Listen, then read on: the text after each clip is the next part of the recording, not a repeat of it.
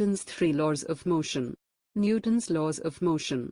Sir Isaac Newton, 1643 to 1727, an English scientist and mathematician famous for his discovery of the law of gravity, also discovered the three laws of motion.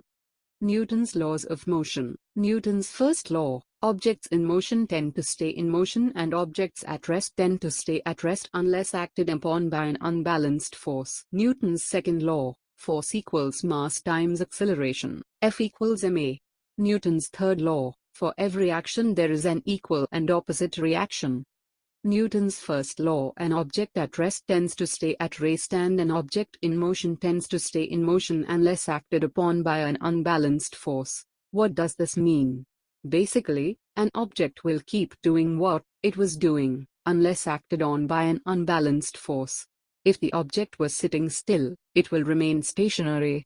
If it was moving at a constant velocity, it will keep moving. It takes force to change the motion of an object. What is meant by unbalanced force? If the forces on an object are equal and opposite, they are said to be balanced, and the object experiences no change in motion. If they are not equal and opposite, then the forces are unbalanced and the motion of the object changes. Some examples from real life: a soccer ball is sitting at rest. It takes an unbalanced force of a kick to change its motion. Two teams are playing tug of war. They are both exerting equal force on the rope in opposite directions. This balanced force results in no change of motion. 8.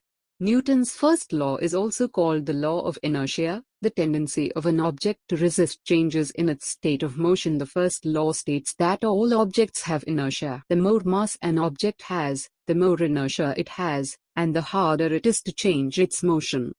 9. Newton's first law: and you don't let this be you. Wear seat belts. Because of inertia, objects, including you, resist changes in their motion.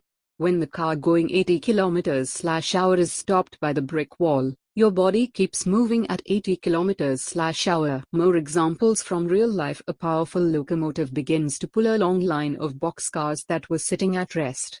Since the boxcars are so massive, they have a great deal of inertia and it takes a large force to change their motion. Once they are moving, it takes a large force to stop them.